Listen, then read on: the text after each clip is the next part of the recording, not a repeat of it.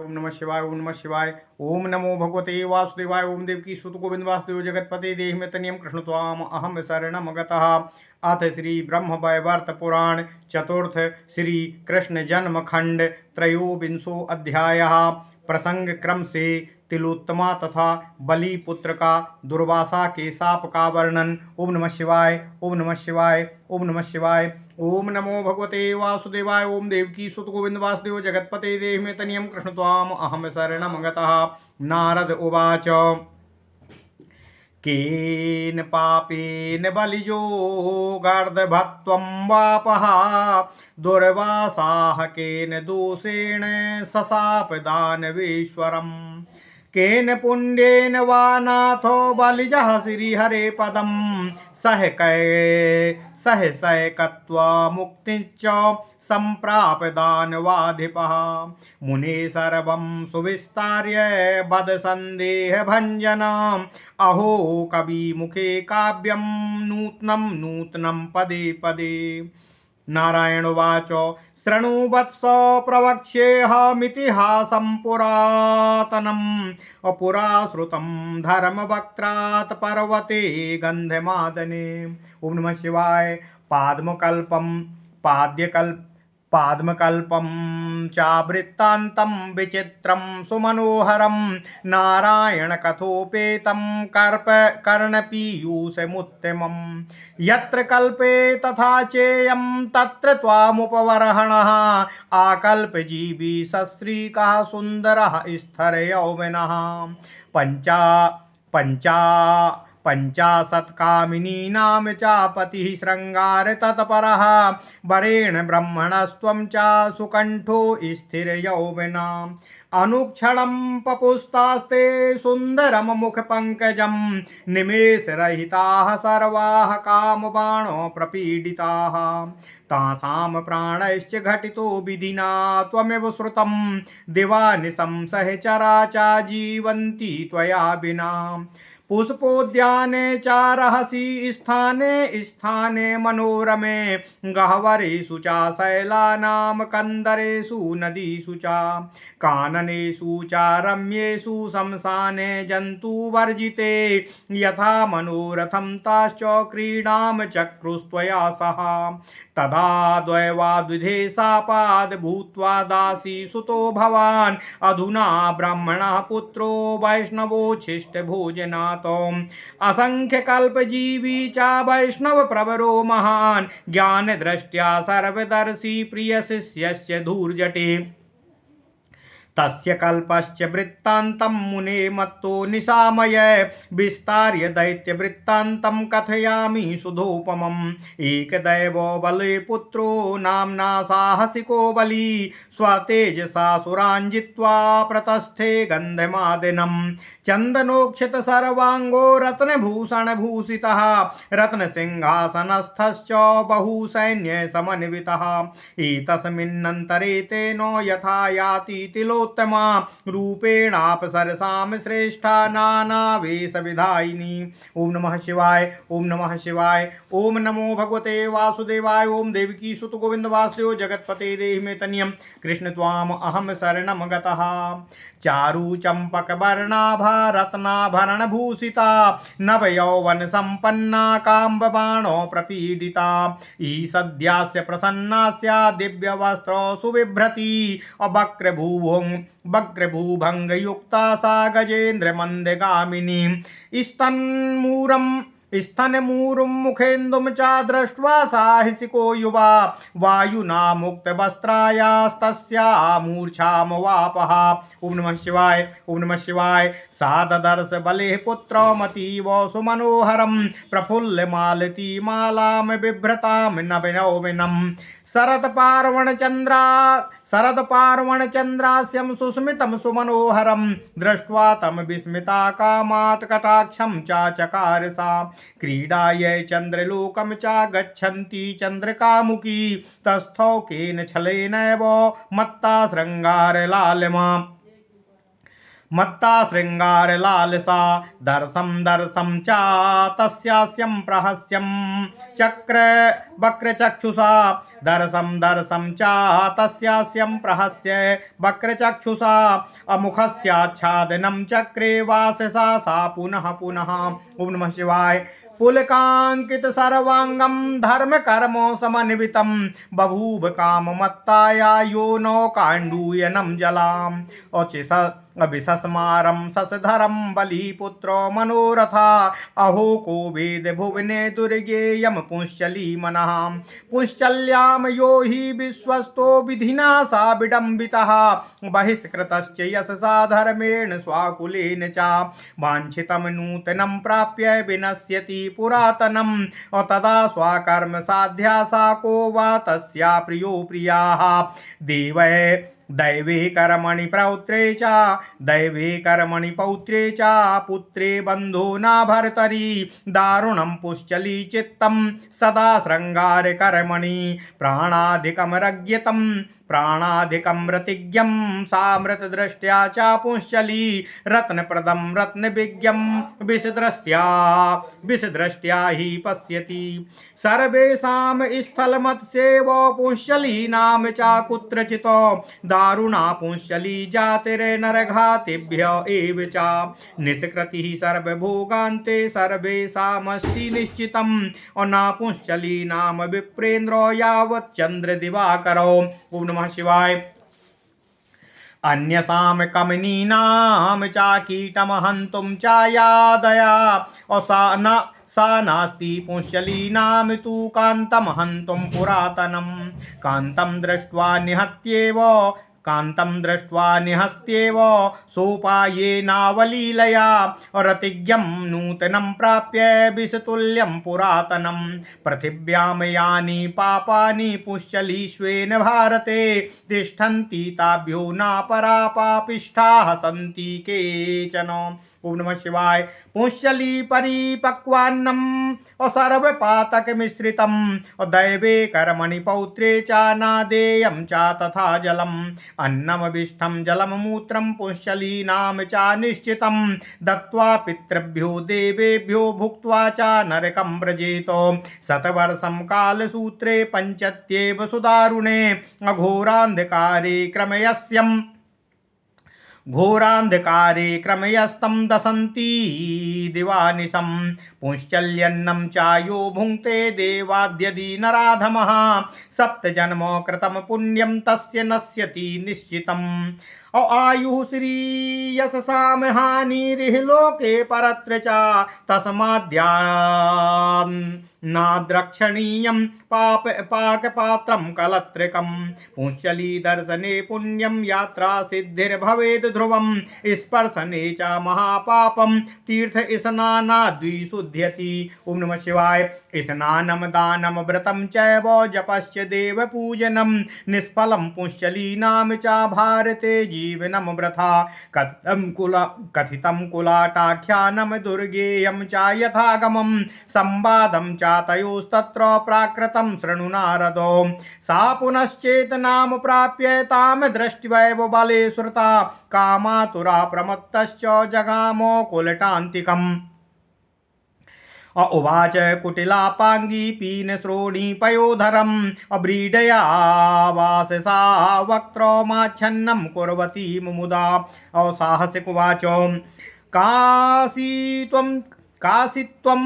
काशी त्वं कस्य कन्यासी कस्य कान्तासी स्वयं क्वायासी कं भूभुः पुण्यवन्तं मनोहरं कल्पान्ते तपसा पूतं भोक्तुं त्वामेव सुन्दरी यम यम यासी याहि सा त्वं भृत्यं मां वक्तु कर्तुमर्हसि यम यम यासी याहि सा त्वं भृत्यं मां कर्तुमर्हसि क्रीणीहि रतिपुण्येनो माम भृत्यम रतिलोलुपम् अशृङ्गारलोलुपा त्वं च शृङ्गारं देहि कामुकिः त्वया सह ममाश्लेषो विधिना च विनिर्मितः निरूपितं यत्ते नैव विवार्यते केन तत्प्रिये। ओम नमः शिवाय। ओम नमः शिवाय। ओम नमः शिवाय। वाक्यम पीयूष सदृशं सस्मितं वद सुन्दरी शीघ्रं भुजलतापाशैर्बन्धनं कुरु निर्जरी लोचने आसनं देहि कल्याणी सोरुम कनक सन्निभं स्तन मंडल कुंभं चापात्र योग्यं प्रदर्शय तीक्ष्णास्त्रेण कटाक्षेणो जर्जरं कुरु भामिनी काम सर्पक्षतं पाद स्पर्शनेनारुजं कुरु अधरोष्ठामृतं स्वादु देहि मे क्षुधिताय च पक्वदाडिम बीजाभमदन्तं दर्शय सुन्दरं गम्भीरनाभिं त्रिवलीं द्रष्टुमिच्छामि सुन्दरी नीवी प्रमोक्षणं कर्तुमिच्छामि सर्वर्तते सदा श्रोणी पश्यामि ललितम् अमुनिमानसमोहिनीमो असरन्मध्याह्न पद्मानां प्रभालोमोचनलोचनामो श्रोणीं पश्यामि ललितं मुनिमानो समोहिनीम् श्रोणीं पश्यामि ललितं मुनिमानसमोहिनीम् असरन्मध्याह्न पद्मानां प्रभामोचनलोचनाम् शरदपार्णौ चन्द्रास्यं प्रसन्नं च प्रदर्शय सा च तद्वचनं श्रुत्वा तमुवाच स्मरातुरा दृष्ट्वार्थं कामबाणेन मान संख्यय कामिनी। ओम नमः शिवाय। तिलोत्तमोवाच पतिस्त्वा वत्सदृशो नाथो कामिनी नाम मनीषितः बलिपुत्रोऽसि धर्मिष्ठो रूपवान् गुणवान् युवा श्रृंगार निपुणाः कान्ताः कामशास्त्र विशारदः सदा मनोज्ञा स्त्रीणां त्वं सुवेशश्च स्वभावतः सुवेशं सुन्दरं शान्तं कान्तं दान्तमनोरिणम्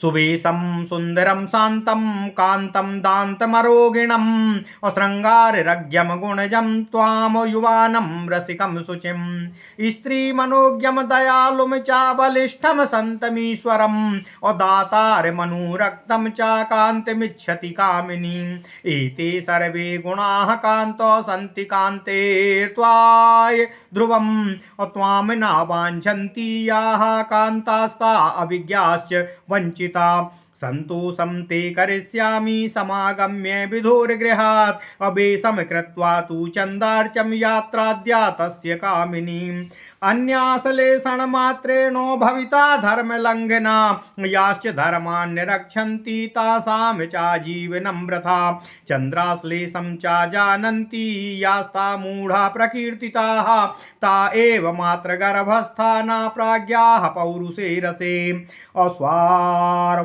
स्वारवैद्यो मदनश्चन्द्रो मरुत्वा नलकूबरः एभिर्नालिङ्गितायास्ता वञ्चिता रतिकर्मभिः दिवानिसम्मानसम्मेतेषां क्रीडां च चिन्तयेत विशेषतः कामदेवो निपुणो रतिकर्मणि। ओम नमः शिवाय। ओम नमः शिवाय। चन्द्रशृङ्गारमाश्लेषो मालापमृताधिकम् चन्द्रशृङ्गारमाश्लेषो मालापमृताधिकम् अद्य तस्य रतिदिनं तेन तच्चिन्तयेन मम तिलोत्तमा वचः श्रुत्वा जहासो बलिनन्दनः सकामश्च सपुल अकस्तामुवाच रहस्थले। ओम नमः शिवाय। ब्रह्मणा निर्मिता त्वं च कौतुकेन तिलोत्तमे अतो वरा चाप्सरसां विदग्ध रसिकेश्वरी सुन्दोपसुन्दयोर्नासा निमित्तेन प्रयत्नतः सर्वरूप गुणाधारा विधिना चाकृता पुरा सर्वं जानासि सर्वज्ञे विज्ञे सुरतकर्मणि हर्षेण श्रोतुमिच्छामि वदवो मानसं वचः अतिप्रियश्च को वाचा कः स्वभावो वरानने अकथ्यं गोपनीयं च श्रोतुमिच्छामि सुन्दरी गन्धर्वाणां सुराणां च राज्ञां पुण्यवतामपि सर्वेषां प्राणतुल्या त्वमेषु ते कः परः प्रियः असुरस्य वचा श्रुत्वा प्रहस्य सा तिलोत्तमा अमुखमाच्छादनं चक्रे विलोक्य वक्रचक्षुषा सत्यं सत्यं सारमन्त रस्थमव्यक्तमतिलुगोपिनम् उवाच मानसं वाक्यं ज्ञातं विदुषामपि। ओम नमः शिवाय। तिलोत्तमोवाच कथनीय साहसिक पुष्यली नाम मनोवचः स्त्री जाति नाम च सर्वासामुपहासकरम् सर्वासा अमुपहासकरम परम सर्वेषामपि दुर्गेयं चरितं योषितामपि विशेषतोऽपि दुर्गेयं पुंश्चली नाम मनोवचः वेद वेदांग शास्त्रान्तं सर्वं जानाति पंडितः कान्तनान्तं विजानाति दिशामाकाशयोषितं विषादप्यप्रियो वृद्धो रत्नदोऽपि चायोषितां युवा सर्वस्वहर्ता अचेत प्राणेभ्योऽपि परः प्रियः युवानं सुन्दरं दृष्ट्वा ह्यर्था भवति पुंश्चली विशेषतः सुवेशं च दृष्टैव हतचेतना निमेषरहिता तस्य लोचनाभ्यां पिबेन मुखं यो नौ जलं क्षरेत् तस्या सद्यकाण्डूयनं भवेत् मनोतिलोलमस्थैर्यं सर्वाङ्गानि च कम्पिरे जडीभूतं शरीरं च प्रदग्धं मदनानिलात् संप्राप्यतं चेद्रहसी सालापमकुरुते स्फुटम् सकटाक्षं स्मरेर्वक्तं सकटाक्षं स्मेरवक्त्रं दर्शयित्वा पुनः पुनः तथा यदि वशं कर्तुं न ससाकुजितेन्द्रियं स्वामङ्गं दर्शयित्वा तमन्तर्वाक्यं स्फुटं वदेत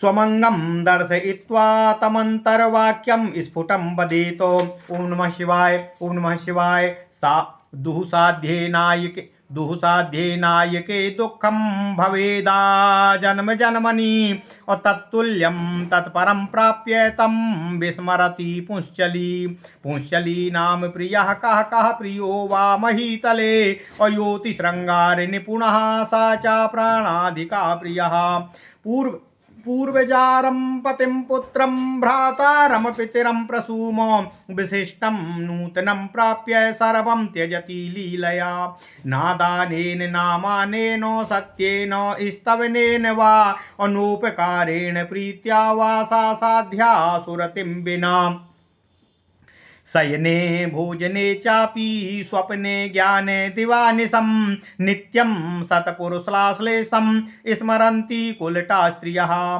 श्रृंगार निपुणानां च ध्यान साध्या चिरं परं दारुणा पुंश्चली जातिः प्रार्थयन्ति नवं नवं सर्वासां कुलटानां च चरितं कथितं मया आकथ्यं गोपनीयं च मम ह्याद्वचनं शृणु मम सन्ति प्रियतरा गन्धर्वेषु सुरेषु च युवानो रतिशूराश्च कामशास्त्र विशारदाः विशेषतः शशधरे स्नेहो मो विद्यते परः ततोऽतिरिक्तः सर्वस्मादपि कामः प्रियो मम। ओम नमः शिवाय। ओम नमः शिवाय। प्रियो मे काम सदृशो न भूतो न भविष्यति स्मरस्य स्मरणात्तूर्णम् असुस्निग्धं मानसं मम इत्येवं कथितं सर्वमात्मानो योषितामपि आज्ञां कुरु महाराज यस्यामि चन्द्रसन्निधिं चन्द्रस्थानत्तव स्थानं समागत्य सुनिश्चितं सन्तोषं तव दैत्येन्द्र करिष्यामि न संशयः श्रुत्वैवं बलिपुत्रश्च जहासोच्चैः पुनः पुनः सा वक्रचक्षुषालोक्य तं जहास स्मरातुरा छलेन दर्शयामास कठिनं स्तनयोर्युगम् चारुचम्पकवर्णाभं वर्तुलं पीनमुच्छितं श्रोणीषु कठिनां रम्यां रम्भा स्तम्भविनिन्दितं श्रोणीषु कठिनां रम्यां रम्भा स्तम्भविनिन्दिनीम् सकटाक्षं स्मेरमुखम् कपोलं पुलकाञ्चितम् और रहा स्थानं समासाध्य कामेन हृत चेतना अपुलकाञ्चित सर्वांगी लोचनाभ्यां पपौ मुखम तस्य रूपं च बेशं च दर्शं दर्शं पुनः पुनः मुखस्याच्छादनं भावात् कुर्वती सूक्ष्मवाससा अतिकामातुरां दृष्ट्वा सुप्राज्ञो बलिनन्दना पप्रच्छ कामिनां कामी भावं विज्ञातुमुत्सुकः। ओम नमः शिवाय। ओम नमः शिवाय। ओम नमो भगवते वासुदेवाय। ओम देवकी सुत गोविंद वासुदेव जगत्पते देहि मे तन्यं कृष्ण त्वाम अहम शरणं गतः। साहिसिक उवाच किम करिष्यसि मां सत्यम बद पंकजलोचने कार्यान्तरं करिष्यामि सुचिरं स्थातुमक्षमः कामिनी सुबलात्कारो न धर्मो धर्मिणां प्रिये अविशेष विशेषतोति विदुषां नामस्माकं स्वाकुलोचितः श्रृंगारं देहि वा गच्छ रतिं कर्तुं सुरान्तिके अकः क्षमो वा वशीकर्तुं पुंश्चली बहुगामिनीमो। ओम नमः शिवाय। दानवस्य वचा श्रुत्वा शुष्ककण्ठोष्ठतालुका आत्मान मघ मन्मन्याम् भिद्यमाना स्मरास्ततः। तिलोत्तमोवाच कथमेवं ब्रूहि त्वम् अमेकान्तं प्राणाधिका प्रिया कथं वा कोपयुक्तोऽसि कुरु कार्यं मनीषितं त्वामेव विमुखं कृत्वा यामि चन्द्रान्तिकं यदि तवाभिसौ सपात् तत्रैव सद्यो विघ्नो भविष्यति। ओम नमः शिवाय। विहारं कुरु भद्रं ते करिष्यति हरिः स्वयं पदे पदे शुभं तस्य यः स्त्रीमानं च रक्षति अवमान्य स्त्रियं मूढो यो याति पुरुषाधमः पदः पदे तद् शुभं करोति पार्वती सती। ओम नमः शिवाय। ओम नमः शिवाय। करोति पार्वती सती। तिलोत्तमा वचः श्रुत्वा जहास बलिनन्दनः कामशास्त्रेषु निष्णातस्तद्भावं बुबुधे सुधी भावं विज्ञाय भावज्ञः कामशास्त्र विशारदः अकरे धृत्वा समाश्लिष्य चुचुम्बो मुखपङ्कजं जगाम च तया सार्धं गन्धमादन गह्वरं ददर्श तत्र गत्वा च स्थानं जन्तुविवर्जितं संस्थाप्य रत्नदीपाश्च धूपं च मनोहरं शय्यां रतिकरीं कृत्वा सुस्वाप च तथा सहा नाना प्रकार श्रृंगारं चकारं काम मोहितः तिलोत्तमा तंबुबुधे सुरादपि विचक्षणामो विपरीत रतौ तुष्ट्वा बभूव रसिकेश्वरी दिवानिशं न बुभुक्षे नवसंगम मूर्छिताः तिलोत्तमा काम भावाद बलिपुत्रमुवाचः कृत्वा भक्षसि प्राणेशं स्तनयोरन्तरे मुदा। तिलोत्तमोवाच कदा द्रक्ष्याम्यहं कान्तमुखचन्द्रं मनोहरम् एवं भूतं शुभदिनं कदा मे भविता पुनः। ओम नमः शिवाय। ओम नमः शिवाय। ओम नमो भगवते वासुदेवाय। ओम देवकी सुत गोविंद वासुदेव जगत्पते देहि मे तनियं कृष्ण त्वाम अहम शरणं गतः।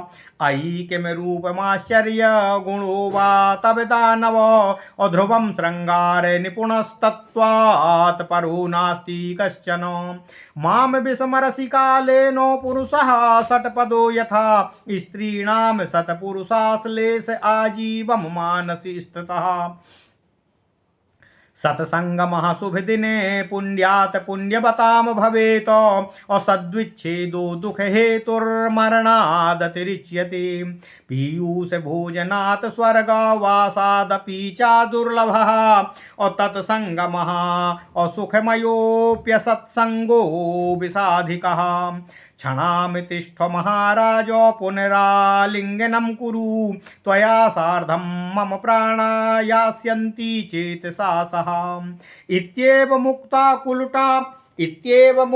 कुलटा कृत्वा भक्षसि सादरम् अपुमङ्गसङ्गोतपुलकः मूर्छामाप सुखेन च कुलटालिङ्गनालापात् सोति कामी बभूव सः यथा दीप्तः कृष्णवर्त्मा वर्धते हविषाधिकम् पुनश्चकार श्रृंगारं सुरोष्टविधिना विधम मुने अचुम्बनम च नवविधम यथास्थाने यथोचितम।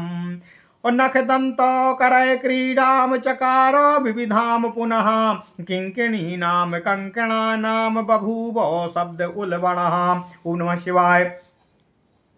मुनिर्दुर्वास सस्तेनो ध्यान भंगो बभूवः अदृष्टस्य तयोस्तत्र वल्मीकाच्छादितस्य च योगासनं कुर्वतश्च गन्धमादन गह्वरे अध्यायतश्चरणाम्भोजं कृष्णस्य परमात्मनः नापपाप तयोर्दृष्टि समीपस्थे महामुनो अकामात्मनोर्नहि ज्ञानम अकामेनो हतचेतसो दिवा सहसा चेतना प्राप्य प्रज्वलन ब्रह्म तेजसा ददर्श पुरतस्थौ तु मुनिरुन्मील्य लोचने दिवानिशं च जानन्तो संयुक्तो काममोहितो दृष्ट्वा चुकोप तेजस्वी रुद्रांशो भगवान् विभु उवाच तौ विहारान्ते रक्तपङ्कजलोचनः ध्यान प्राप्तो पदाम्भोजाविच्छेदोद्विग्ने मानसः। ओम नमः शिवाय। दुर्वासा उवाच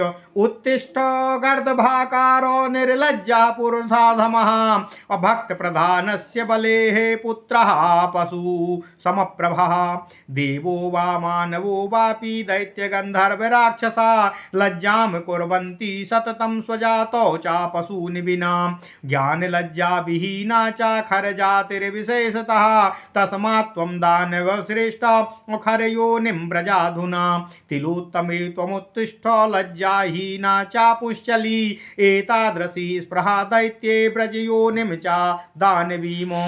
ओम नमः शिवाय। ओम नमः शिवाय। ओम नमो भगवते वासुदेवाय। ओम देवकी सुत गोविंद वासुदेव जगत्पते देहि मे तनियं कृष्ण त्वाम अहम शरणं गतः इत्येव मुक्त्वा सा मुनिस्तस्थौ तत्र रुषाज्वलम् तौ चातुष्टुभौ तौ चातुष्टुवतुर्भीताद्बुद्धाय व्रीडितो मुनिं साहसिक उवाच त्वं ब्रह्मा त्वं च विष्णुश्च त्वं च साक्षान् महेश्वरः हुतासनस्त्वं सूर्यश्च सृष्टिस्थित्यान्तकारकः क्षमापराधं भगवान् कृपां कुरु कृपानिधे मूढापराधं सततं यः क्षमेत् सदीश्वरः इत्येव मुक्त्वा दैत्येन्द्रो रुरोचो इत्येव मुक्त्वा दैत्येन्द्रो रुरोधोच्चैः पुरो मुने इत्येव मुक्त्वा दैत्येन्द्रो रुरोधोच्चैः पुरो मुने कृत्वा तृणानि दशने पपातो चरणाम्बुजे तिलोत्तमोवाच हे नाथ करुणा सिन्धो दीनबन्धो कृपां कुरु विधि सृष्टो च सर्वेषां मूढा स्त्री जातिरेव च ततोत्तिमत्ता कुलटा और सदा कामातुरा परा लज्जा भीतिश्चेतना च नासन्ति कामुके विभे इत्युक्त्वा रोदनं कृत्वा जगामो शरणं मुने विना विपत्तो केषाचित् ज्ञानं भवति भूतले तयोर्दृष्ट्वा च वैकल्यं बभूव करुणामुने। ओम नमः शिवाय। दुर्वासा उवाच अतिशापा प्रसादो वा भवेद्दैवेन दानवा सत्कीर्तिरपकीर्तिर्वा प्रक्तना प्रभवा ध्रुवम् विष्णु भक्त बले पुत्रा सद्वंश प्रभवो जनः जनकाद् विष्णु भक्तोऽसि जानामि त्वं सुनिश्चितं जनकस्य स्वभावो हि जन्ये तिष्ठति निश्चितं यथा श्रीकृष्ण पादाङ्कः कालीय वंशमस्तके संप्राप्य गार्धभीम योनि वत्स निर्माणतां व्रज अपूर्णं कृष्णार्चन फल नाहि लुप्तं सतां चिरातो वृन्दारण्यं ताल वनम अब्रज शीघ्रं व्रजान्तिकम् अप्राणास्त्यक्त्वा हरेश चान् मुक्ति किं प्राप्स्यसि निश्चितं तिलोत्तमे भारते त्वं बाणपुत्री भविष्यसि श्रीकृष्ण पौत्राश्लेषेण पुनः पूता भविष्यति इत्येव मुक्त्वा सा मुनिर्विरामो महामुने अतो जगमुर्तुर्यास्थास्थानं प्रणम्य मुनिपुङ्गवः। ओम नमः शिवाय। इत्युक्तं सर्ववृत्तान्तं दैत्यस्य खरजन्मनः तिलोत्तमा बाणपुत्री अहिंसा निरुद्ध कामिनी। ओम नमः शिवाय, ओम नमः शिवाय, ओम नमः शिवाय। ओम नमो भगवते वासुदेवाय। ओम देवकी सुत गोविंद वासुदेव जगतपते देहि मे तन्यम कृष्ण त्वाम अहम शरणम गतः। ओम नमः शिवाय, ओम नमः शिवाय, ओम नमः शिवाय। अथ श्री ब्रह्म वैवर्त पुराण चतुर्थ श्री कृष्ण जन्म खंड 23वां अध्याय प्रसंग क्रम से तिलोत्तमा तथा बलि पुत्र का दुर्वासा के शाप का वर्णन। ओम नमः शिवाय, ओम नमः शिवाय, ओम नमः शिवाय। ओम नमो भगवते वासुदेवाय। ओम देवकी सुत गोविंद वासुदेव जगतपते देहि मे तन्यम कृष्ण त्वाम अहम शरणम गतः। नारायण ऋषि से नारद ऋषि निवेदन करते हुए कहते हैं, देवर्षि नारद कहते हैं, हे नारायण देव, किस पाप के कारण बलि पुत्र को गर्दभ का शरीर मिला तथा उस दानवराज को दुर्वासा ने किस कारण से शाप दिया था। हे नारायण, हे देव, हे नाथ, उस दानवाधिप ने किस पुण्य फल से हठात हरिपद में लीन होकर एकत्व का मुक्ति लाभ प्राप्त किया। हे मुनीश्वर, आप सभी विषयों के विस्तारवत ज्ञाता हैं, विषयों के संदेह का भंजन कर देते हैं, तभी सब विस्तृत रूप से कहने की कृपा करें। क्या आश्चर्य की बात है, कवि के मुख द्वारा निर्गत सभी वाक्य समूह पग पग पर नूतन से लगते हैं। नारायण ऋषि कहते हैं, हे वत्स, हे पुत्र, हे नारद, मैं तुमसे एक प्राचीन इतिहास कहता हूँ, उसका श्रवण करो। पूर्व काल में मैंने इसे गंधमादन पर्वत पर अपने पिता श्री धर्मदेव जी से सुना था।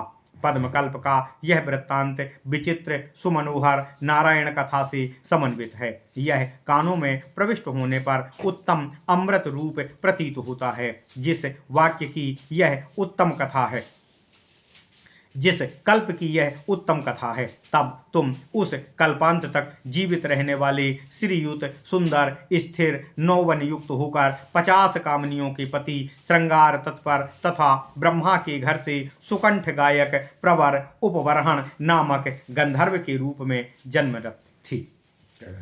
वे सभी 50 कामिनियां कामबाण से पीड़ित होकर भी अनिमेष नेत्रों से प्रतिक्षण तुम्हारे सुंदर मुख कमल को सदा ही देखती रहती थीं। विधाता ने उनके प्राणों को तुम्हारे प्राणों से एक सार कर दिया था, यह कहा जाता था। अतः वे सभी दिन रात तुम्हारी ही संगिनी रूप में तुम्हारे ही साथ विद्यमान रहती थीं। तुम्हारे बिना तो वे कहीं नहीं जा सकती थीं। वे, हे नारद, वे तुम्हारे साथ कभी निर्जन पुष्पोद्यान में, तो कभी विजन मनोहर स्थानों में, कभी पर्वत गुफाओं में, तो कभी नदियों कंदराओं तथा उत्तम वनों एवं जंतु रहित स्मशानों में भी तुम्हारे साथ मनोवांछित क्रीड़ा करती रहती थी। तभी तुम दैवात ब्रह्मशाप से दासी पुत्र हो गए। उसी जन्म में ब्राह्मणों का जूठन खाने के बाद अब तुम ब्रह्मपुत्र हुए हो। ओम नमः शिवाय।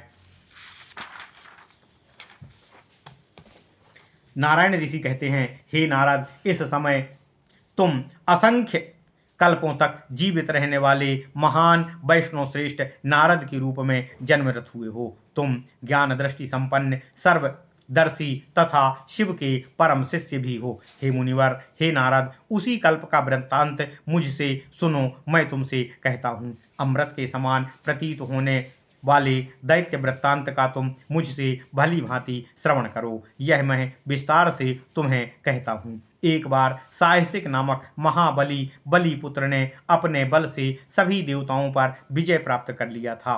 तब वह गंधमादन पर्वत पर आया। वहां पर चंदन चर्चित अंगों वाला रत्नभूषण भूषित दैत्य प्रभूत सैन्य युक्त होकर रत्न सिंहासन में आसीन था। उसी समय रूप में सभी अप्सराओं से श्रेष्ठ नाना वेश धारिणी तिलोत्तमा वहां पर आई। वह अप्सरा उत्तम चंपक पुष्प जैसे वर्णों वाली थी, रत्नाभरण से भूषित थी, नव यौवन से युक्त थी एवं कामबाण से पीड़ित थी। उसके मुख पर मंद मुस्कान छिटक रही थी। वह दिव्य वस्त्र धारण करने वाली वक्र भ्रूभंगिमा से युक्त तथा मत्त गजेंद्र की तरह धीरे धीरे मस्त चाल से चल रही थी। वायु के प्रवाह से उसका आंचल बारंबार हिल रहा था, हट सा रहा था। युवा साहसिक नामक वह दैत्य उस रूपवती तिलोत्तमा के स्तन, उरु, मुखचंद्र की ओर देखकर मूर्छित सा हो गया, काममुग्ध हो गया।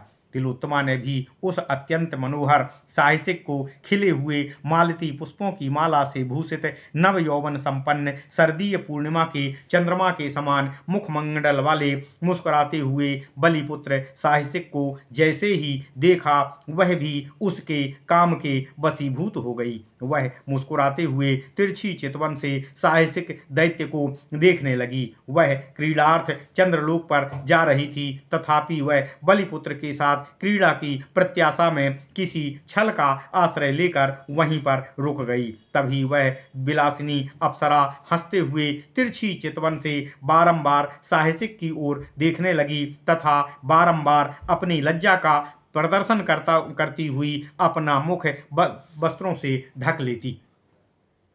यह देखकर धर्म कर्म संपन्न साहसिक दैत्य पुलकित हो उठा।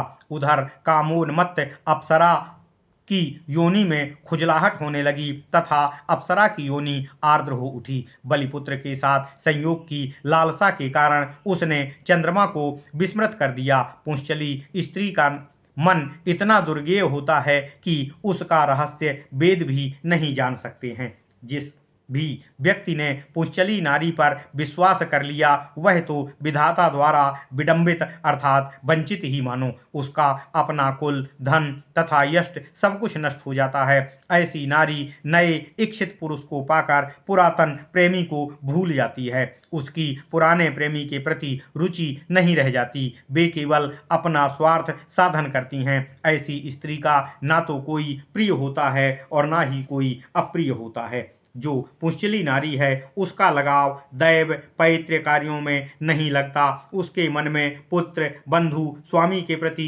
कोई आदर और प्रेम नहीं होता। पुंश्चली का चित्त अत्यंत दारुण होता है। वह सतत श्रृंगार कर्म में ही सदा लिप्त रहती है। पुंश्चली नारी रमणीय रतिपटु पुरुष को प्राण से भी बढ़कर प्रिय मानती है। वह उसे अमृत दृष्टि से देखती है। वह रति विषय में अपटु व्यक्ति द्वारा रत्न दान करने पर भी उसे विष दृष्टि से देखती है। इसलिए कहीं ना कहीं ऐसा स्थान है जहां वे पातक नहीं करते, तथापि पुंश्चली के लिए सभी स्थान एक समान है। वह कहीं पर भी कोई भी पाप कर्म कर सकती है। उसके लिए वर्जित स्थान है ही नहीं। पुंश्चली को तो नर हत्यारे से भी दारुण कठोर कहा गया है। ओम नमः शिवाय। नारायण ऋषि कहते हैं, हे विप्रेंद्र नारद, सभी को पाप भोग पर छुटकारा मिल जाता है, उद्धार हो जाता है, परंतु पुंश्चली का नरक से उद्धार तब तक नहीं होता जब तक सूर्य और चंद्र की सत्ता विद्यमान है। पुंश्चली नारी के मन में अपने पूर्व प्रेमी की हत्या करते समय उतनी भी दया नहीं आती जितनी दया सामान्य साध्वी नारीगण को एक कीट मारते समय हो जाती है। जब पुंश्चली नारी रति कार्य में पटु नूतन व्यक्ति को पा लेती है, उसे पुराना प्रेमी विषतुल्य लगने लगता है। वह उसे किसी न किसी उपाय से नष्ट कर देती है। समग्र पृथ्वी पर जितने भी पातक विद्यमान हैं, वे सभी भारत में पुंश्चली स्त्री में ही मिलते हैं। यहाँ उनसे बढ़कर पातकी और कोई नहीं होता है। पुंश्चली द्वारा पाक किया गया अन्न सभी पातकों से युक्त होता है। वह दैव एवं पैतृ कार्यों में प्रदान करने योग्य नहीं होता। पुंश्चली का जल भी कहीं भी प्रदान करने योग्य नहीं होता तथा उसके द्वारा दिया गया अन्न भी विष्ठा के समान तथा जल मूत्र के समान निश्चित रूप से होता है। जो पुंश्चली द्वारा दिया गया अन्न जल देवता तथा पितरों को अर्पित करता है अथवा स्वयं उसका भक्षण करता है, उपयोग करता है, वह मनुष्य नरकगामी होता है, यह निश्चित है। ऐसा व्यक्ति दारुण कालसूत्र नरक में 100 वर्ष तक क्लेश भोग करता है, जहाँ घोर अंधकार के बीच उसे कृमि रात दिन दंश करते रहते हैं। यदि दैवात कोई नरक नराधम पुरुष पुंश्चली स्त्री का अन्न भोजन कर लेता है तो निश्चित रूप से उसका 7 जन्मों में अर्जित किया गया पुण्य नष्ट हो जाता है। उसके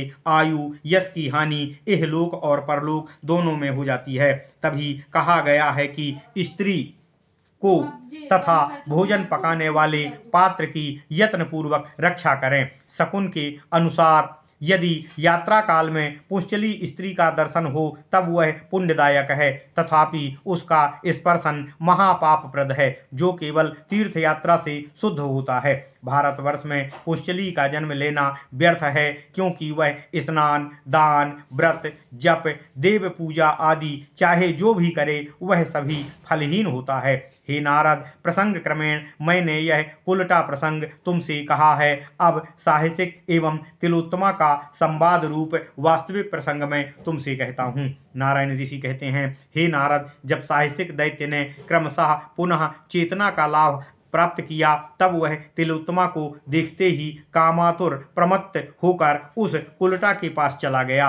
उसने स्थूल जंघा तथा स्थूल स्तनों वाली तथा तिरछी चितवन से देखने वाली लज्जा प्रदर्शन करती वस्त्र से मुख आवरित करके हर्ष पूर्वक स्थित उस उल्टा पुंश्चली तिलोत्तमा से कहा। साहसिक कहता है, हे कल्याणी, तुम कौन हो, किसकी कन्या हो तथा किसकी कांता हो।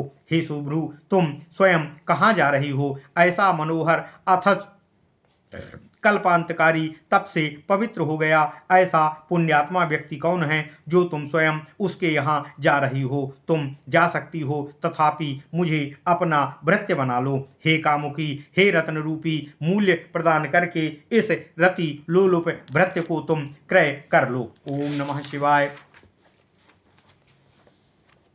निश्चय ही तुम श्रृंगार की क्रीड़ा की लोलुप लगती हो, अतः तुम मेरे साथ श्रृंगार क्रीड़ा में प्रवृत्त हो जाओ। हे प्रिये, तुम्हारे साथ मेरा मिलन विधाता द्वारा निश्चित किया हुआ है, अब इसे कौन रोक सकता है।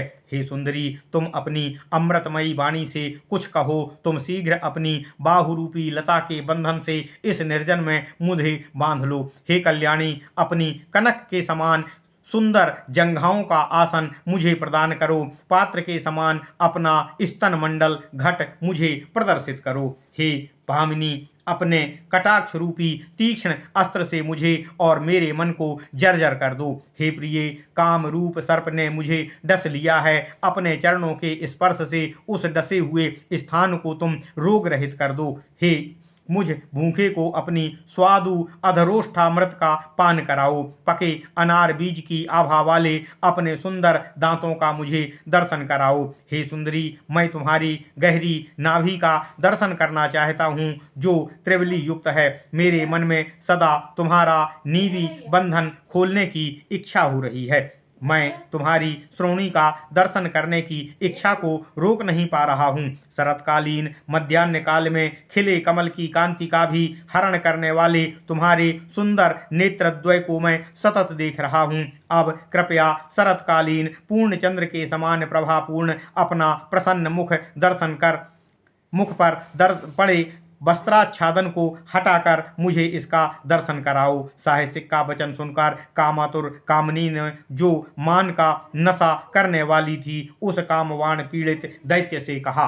तिलोत्तमा पुंश्चली स्त्री कहती है, हे नाथ, आप जैसे पति ही कामिनी नारी को वांछित होते हैं। आप राजा बलि के पुत्र हैं, आप धार्मिक हैं, स्वरूप हैं, गुणी हैं, युवा हैं, श्रृंगार शास्त्र का ज्ञाता हैं, शांत एवं काम शास्त्र के ज्ञाता हैं। आपके समान सुंदर वेशधारी रूपवान पुरुष को स्त्रियां सदा ही मन से चाहती हैं। स्त्रियां सुवेशधारी, सुंदर, शांत, कमनीय, दांत, निरोग, श्रृंगार ज्ञाता, गुणी, युवा, पवित्र स्त्रीगण के मन के अनुरूप दयालु, बलि, साधु, दाता, क्षमतावान, अनुरक्त व्यक्ति को ही पति रूप में प्राप्त करने की इच्छा रखती हैं। वह निश्चित है जो आप ऐसे पति की कामना नहीं करती, वे नारियां अविज्ञ तथा वंचिता रह जाती हैं। मैं चंद्रग्रह से वापस आते समय आपका मनोरथ अवश्य ही पूर्ण करूंगी। मैंने यह वेश चंद्रमा के ही लिए बनाया है। मैं आज उनकी समर्पित कामनी हूँ। यही हम अप्सराओं का धर्म है। जो नारी चंद्रमा से आलिंगन नहीं करती वह मूढ़ कही जाती है। निश्चय ही ऐसी नारी पुरुष रस से वंचित रह जाती है तथा मात्र गर्भ में भी अभी भी स्थित है। आज चंद्र के अतिरिक्त अन्य पुरुष का आलिंगन करने से मेरे द्वारा धर्म लंघन हो जाएगा। जो स्त्री धर्म रक्षा नहीं करती उसका जीवित रहना व्यर्थ होता है। ओम नमः शिवाय। ओम नमः शिवाय। तिलोत्तमा कहती है, देव वैद्य अश्विनी कुमार कामदेव चंद्रमा वायु नलकूबर का जिस कामिनी ने आलिंगन नहीं किया वे तो रति कर्म से सदा वंचित ही रह गईं। ऐसा मानो मेरा चित्त रात दिन उनके साथ की गई रति क्रीड़ा का स्मरण करता रहता है। इन सब में से कामदेव ही रति कार्य में सर्वाधिक प्रवीण एवं योग्य हैं। तथापि चंद्रदेव का आलिंगन एवं उनकी श्रृंगार क्रीड़ा अमृत से भी मनोहारी है। आज मेरा उनके साथ रति का दिवस है, तभी मेरा मन सतत चंद्र के प्रति आसक्त बना हुआ है। तिलोत्तमा का कथन सुनकर बलिपुत्र साहसिक हंस पड़ा। वह काम भाव युक्त तथा पुलकित होकर उस एकांत में तिलोत्तमा से कहने लगा। साहसिक कहता है, हे तिलोत्तमे, ब्रह्मा ने कौतुक पूर्वक तुमको बनाया है, तभी तुम श्रेष्ठतम अप्सरा तथा अत्यंत चतुरता पूर्ण रसिकेश्वरी हो गई हो। पूर्व काल में सुंद उपसुंद नामक दैत्यों का नाश करने हेतु समस्त रूप गुण युक्त तुम्हारा निर्माण ब्रह्मा जी ने किया था। हे सर्वज्ञ, तुम सुरत कर्म से पूर्णतः अवगत हो। अब तुम अपने प्रिय लोगों का वर्णन करो। मुझे यह सब सुनने की कामना हो रही है। हे वरानने, तुमको अतिशय प्रिय कौन है? रुचि भी बतलाओ। हे सुंदरी, मैं यह सब अकथ्य तथा अति गुप्त बात तुम्हारे मुखारविंद से ही सुनना चाहता हूँ। हे सुंदरी, तुम तो समस्त गंधर्व समस्त देवगणों तथा समस्त पुण्यात्मा राजाओं के लिए प्राण तुल्य हो, तथापि इनमें से तुम्हारा परम प्रिय कौन है? उस असुर का वचन सुनकर तिलोत्तमा हंसने लगी। उसने वक्र दृष्टि से देखकर वस्त्र से पुनः अपना मुख ढांक लिया। तदनंतर वह अपने मन की सत्य सार रूप अंतस्थ अव्यक्त अर्थात गुप्त से भी गुप्त तथा गोपनीय बातों को साहसिक से कहने लगी, जिसे विद्वान लोग भी नहीं जानते। तिलोत्तमा कहती है, हे साहसिक, पुंश्चली स्त्री के मन का वर्णन मैं करती हूँ, आप श्रवण करो। हे कांत, पंडित लोग वेद वेदांत शास्त्र के अंत को भले ही जान लें, परंतु वे भी दिक् आकाश तथा नारी गण का अंत नहीं पा सकते हैं। स्त्री गण को एक वृद्ध भले ही कितना रत्न प्रदान कर दे, तथापि उनको वृद्ध व्यक्ति विष से भी अधिक अप्रिय लगता है। यदि युवा उसका सर्वस्व भी हरण कर ले, तथापि वह उसको प्राणों से भी अधिक प्रिय लगता है। ऐसी पुंश्चली स्त्री स्वभाव से ही होती है। पुंश्चली नारी सुंदर पुरुष को देखकर उन्मत्त हो जाती है। यदि वही उत्तम वेश वाला हो तथा तब तो उसका दर्शन मात्र से ही नारी अपनी चेतना को खो देती है। पुंश्चली स्त्री उसे एकटक देखती रहती है। उसकी योनि आर्द्र तथा सहलाने युक्त हो जाती है। उसका मन अस्थिर हो जाता है तथा उसका सर्वांग कंपित हो उठता है। शरीर जड़वत होकर कामाग्नि से दग्ध होने लगता है। यदि वह नारी ऐसे पुरुष को एकांत में पा लेती है, तब वह अपनी ओर कटाक्ष पात करती बारंबार मुस्कान के साथ अपना मुख प्रदर्शन करती है। उससे उन्मुक्त होकर वार्ता भी करने लगती है। ओम नमः शिवाय। ओम नमः शिवाय। तिलोत्तमा कहती है, हे नाथ, यदि वह युवा इंद्रियजित हो तथा उस स्त्री के बस में नहीं आ सका हो, तब वह अपने अंगों का प्रदर्शन करते हुए अपने मन की रति कामना उससे प्रकट रूप से प्रत्यक्षतः कह देती है। जो नायक पुंश्चली के बस में किसी भी प्रकार से नहीं हो पाता, ऐसे नायक पुरुष के संबंध में उसे जन्म जन्मांतरणीय दुख का अनुभव होने लगता है। तभी किसी अन्य नायक को पा लेने पर उस पुंश्चली को इस जितेंद्रिय नायक का प्रसंग विस्मृत हो जाता है। यदि कोई नहीं कह सकता कि पुंश्चली नारी का प्रिय कौन है और उसका अप्रिय कौन है। जो कोई व्यक्ति श्रृंगार क्रीड़ा रति क्रीड़ा में निपुण होता है, केवल वही पुंश्चली नारी का सर्वाधिक प्राणाधिक प्रिय होता है, प्राणों से भी अधिक प्रिय होता है। जब पुंश्चली रमणी को गुणी और जार व्यक्ति मिल जाता है, तब वह अपने पहले वाले उपपति, पति, पुत्र, भाई, पिता, माता प्रभृति का अनायास ही त्याग कर देती है। कुलटा नारी केवल उत्तम रति क्रीड़ा के ही वशीभूत होती है। वह अनेक वस्तु प्रदान, मान, सत्य, स्तुति, उपकार तथा प्रेम आदि द्वारा भी वशीभूत नहीं होती है। जो पुंश्चली अर्थात जो कुलटा नारी है, वह नित्य रात दिन शयन, भोजन, स्वप्न, जागरण आदि स्थितियों में भी केवल उत्तम पुरुष के आलिंगन को ही याद रखती है। जो श्रृंगार निपुण पुरुष हैं, वे दारुण पुंश्चली स्त्रियां ध्यान मात्र से दीर्घकाल तक उनके वशीभूत हो जाती हैं। ये नित्य नवीन पुरुषों की भी कामना करती रहती हैं। मेरे द्वारा यह सभी कुलटा स्त्रियों का चरित्र आपसे कह दिया है। अब जो कहने योग्य नहीं है अथवा प्रवीण तथा रति क्रीड़ा शक्ति युक्त सूर्य ही मुझे प्रिय हैं, तथापि चंद्रमा के प्रति मेरा विशेष स्नेह है। उनके अतिरिक्त कामदेव भी मुझे अतिशय प्रिय हैं। मेरा कामदेव के समान ना तो कोई प्रिय है और ना ही कोई आगे प्रिय होगा। कामदेव के स्मरण मात्र से ही मेरा चित्त अत्यंत ही सुस्निग्ध हो जाता है। हे महाराज, हे कांत, हे साहसिक, एवं विध मैंने अपना तथा सभी नारी गणों का वृत्तांत आपसे कह दिया है। अब आप आज्ञा दीजिए, मैं चंद्रमा के यहाँ संसर्ग हेतु जाना चाहती हूँ। मैं चंद्रमा के यहाँ विहार करके तब आपके यहाँ पुनः आगमन करूँगी। हे दैत्येंद्र, तब मैं आपको संतोष प्रदान करूँगी, इसमें संशय नहीं है। बलि नंदन यह दैत्य बलि तिलोत्तमा का यह कथन सुनकर उच्च स्वर से हंसने लगा। उधर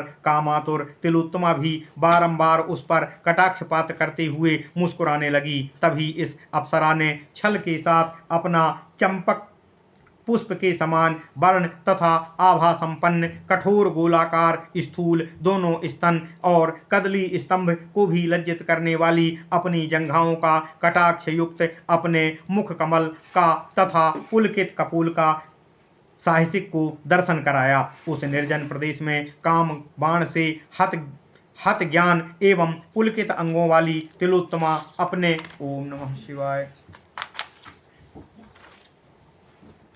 नेत्रों से निरंतर बलि पुत्र साहसिक को देखने लगी। वह इस प्रकार से दैत्यराज के रूप तथा वेश को पुनः देखने लगी। उसने अपने सूक्ष्म वस्त्र से अपना मुख आवरित कर लिया। महाबुद्धिमान बलि पुत्र ने जब तिलोत्तमा को अत्यंत कामातुर देखा, तब उस कामनी के भाव को जानने के लिए उत्सुक होकर उस तिलोत्तमा से पूछा। दैत्यराज साहसिक कहता है, हे कमलनयनी, सत्य कहो, अब क्या करोगी? मैं दीर्घ काल तक यहाँ नहीं रुक सकता। हे प्रिय, कमनियों से बलात्कार करना धार्मिक कर्तव्य नहीं है। विशेष ज्ञानी के लिए यह तो अत्यंत अकर्तव्य है। यह मेरे कुल धर्म के भी विपरीत है। तुम मुझ रति क्रीड़ा पारंगत के पास आकर मुझे श्रृंगार का सुख प्रदान करो। अथवा ऐसा कौन पुरुष है जो अनेक पुरुषों से समागम करने वाली पुंश्चली स्त्री को वशीभूत कर सके। दानवराज का कथन सुनकर तिलोत्तमा के कंठ, ओष्ठ तथा तालु सूख गए।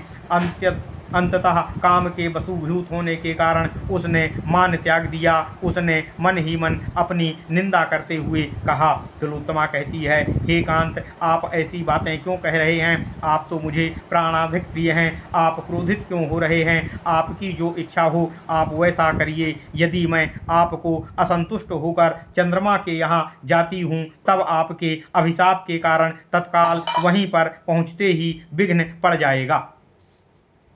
हे नाथ, आप मेरे साथ यथेच्छ विहार करिए, स्वयं भगवान श्री हरि आपका मंगल करेंगे। जो व्यक्ति स्त्री के मान की रक्षा करते हैं, भगवान हरि की कृपा से पग पग पर उनके साथ शुभ होता है। जो पुरुषाधम मूढ़ जन स्त्री की अवमानना करके चला जाता है, सती पार्वती उसका पग पग पर अशुभ करती हैं। तिलोत्तमा का यह कथन सुनकर बलिपुत्र हंस पड़ा। वह काम शास्त्र में निष्णांत था। उसने अप्सरा का मनोभाव जान लिया। भाव ज्ञाता तथा काम शास्त्र विशारद दैत्य तिलोत्तमा का हाथ पकड़कर उसका गाढ़ आलिंगन तथा मुख चुंबन करने लगा। वह दैत्य तिलोत्तमा को लेकर गंधमादन की गुफा में चला गया, जो जंतुओं से रहित थी। दैत्यराज ने वहां रत्नदीप, अत्यंत मनोहर धूप तथा रति क्रीड़ार्थ उत्तम शैया स्थापित किया। वहां दैत्यराज उस अप्सरा के साथ शयन करने लगा। उस काम मोहित दैत्य ने तिलोत्तमा का अनेक प्रकार से श्रृंगार किया। तिलोत्तमा ने भी उस देवगण से भी अधिक रति कार्य में प्रवीण अनुभव किया। रसिकेश्वरी तिलोत्तमा उस दैत्य के साथ विपरीत रति द्वारा संतुष्ट हो गई। इस नव संगम में वे दोनों ऐसे विभोर थे कि उनको दिन और रात्रि का भी भान नहीं रहा। तभी तिलोत्तमा ने काम वेग के वश में होकर अपने प्राणेश्वर का सिर अपने वक्ष स्तनों के बीच में करने के अनंतर उससे मुदित मन से कहा। तिलोत्तमा कहती है,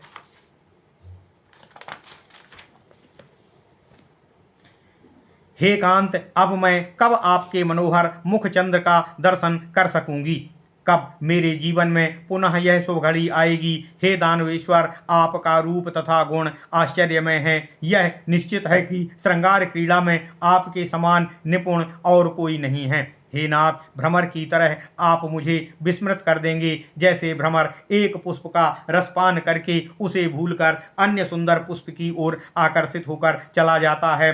तथापि स्त्रियों के चित्त से सत्पुरुष का आलिंगन यावत जीवन देदीप्यमान रहता है। पुण्य बल से ही पुण्यवान व्यक्ति को शुभ दिन में सत्संगम प्राप्त होता है। सत्पुरुष का वियोग दुख का कारण है, वह तो मृत्यु से भी अधिक दुखदायी होता है। सुखमय सत्पुरुष संगम तो अमृतपान एवं स्वर्ग में निवास करने की अपेक्षा भी श्रेष्ठ और दुर्लभ है। असंग विष से भी भयानक होता है। हे राजन, आप क्षण काल यहीं रुककर पुनः मेरा आलिंगन करें, आपके साथ मेरा प्राण तथा चित्त चला जाएगा। यह कहकर उस कुलटा ने पुनः दैत्य को अपने हृदय से लगा लिया। पुरुष संग से पुलकित तिलोत्तमा सुख से विभोर हो गई। प्रदीप्त अग्नि जिस प्रकार हवि छोड़ने से और भी बढ़ जाती है, उसी प्रकार वह दैत्यराज कुलटा के आलिंगन तथा उसकी बातों के कारण अत्यंत ही कामातुर हो उठा। हे मुनिवर, हे नारद, नारायण ऋषि कहते हैं, अब दैत्यराज ने पुनः 8 प्रकार की श्रृंगार क्रीड़ा तथा यथा स्थान यथोचित 9 प्रकार के चुंबन के साथ संभोग क्रीड़ा को प्रारंभ किया।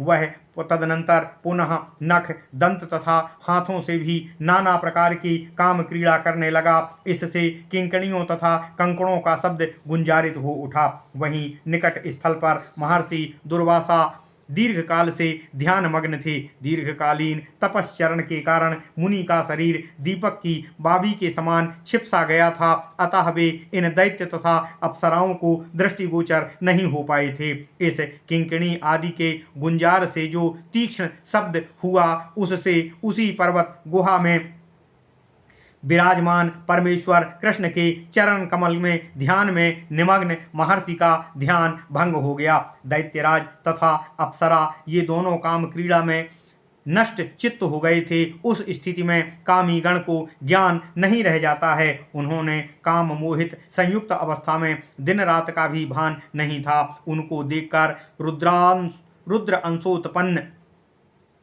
तेजवान भगवान दुर्वासा अत्यंत क्रोधित हो गए। ध्यान भंग हो जाने पर भगवान श्री कृष्ण के चरण कमल से वियुक्त होने के कारण महामुनि दुर्वासा का चित्त उद्विग्न हो उठा। इन दोनों कामी गण का विहार समाप्त हो जाने पर रक्त कमल वर्ण के नेत्र वाले महर्षि दुर्वासा उन दोनों से कहने लगे। महर्षि दुर्वासा उन दोनों से कहते हैं, हे गर्भधाकार निर्लज्ज पुरुषाधम, उठो, तुम भक्त प्रवर बलिराज के पुत्र होकर भी पशुवत व्यवहार कर रहे हो। देवता, दानव, दैत्य, गंधर्व तथा राक्षसगण सभी अपनी अपनी जाति के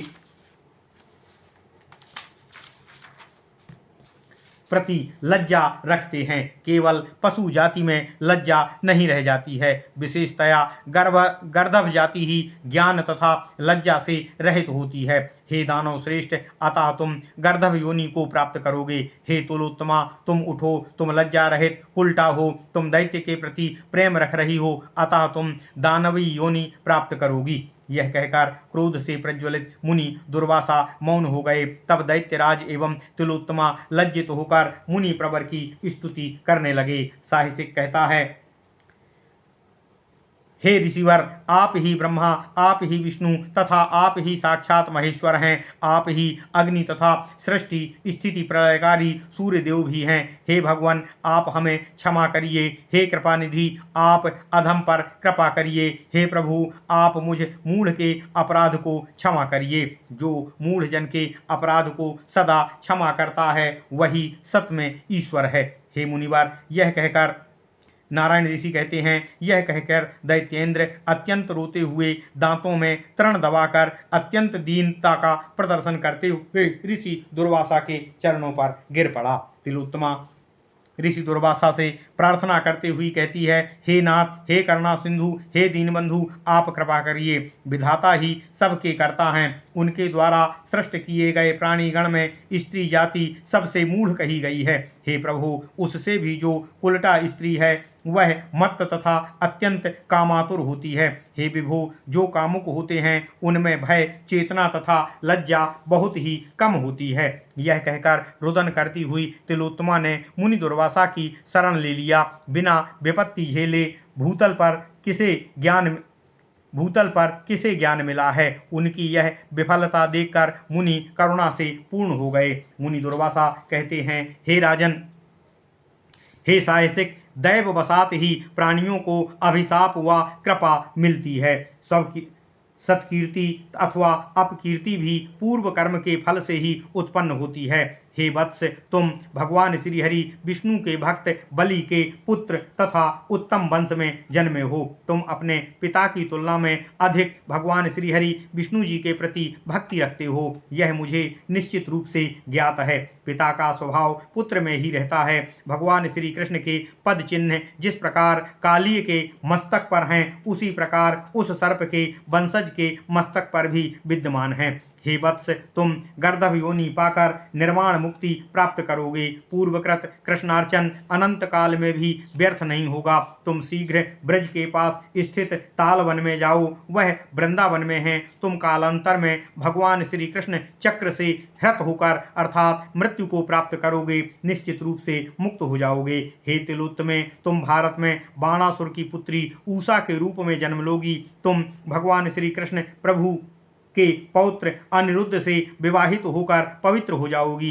महामुनि यह कहकर मौन हो गए। दैत्य तथा तिलोत्तमा ने उन मुनिवर को प्रणाम किया तथा वहां से जहां जाना था वहां अपने अपने स्थान को चले गए। हे मुनिवर, हे नारद, नारायण ऋषि कहते हैं, मैंने दैत्य की गर्दभ योनि के प्राप्त होने का वृत्तांत और तिलोत्तमा ने बाणासुर की कन्या होकर अनिरुद्ध को वृत्तांत कह दिया। तिलोत्तमा ने बाणासुर की कन्या होकर अनिरुद्ध को पति रूपेण वर्ण किया था। ओम नमः शिवाय। इति श्री ब्रह्मवैवर्त महापुराणे श्री कृष्ण जन्मखंड नारद नारायण संवादे तिलोत्तमा बालीपुत्रयोर ब्रह्म शाप प्रस्तावो नाम त्रयोविंशोऽध्यायः। ओम नमः शिवाय, ओम नमः शिवाय, ओम नमः शिवाय। ओम नमो भगवते वासुदेवाय। ओम देवकी सुत गोविंद वासुदेव जगतपते देहि मे तनियम कृष्ण त्वाम अहम शरणम गतः। ओम नमः शिवाय।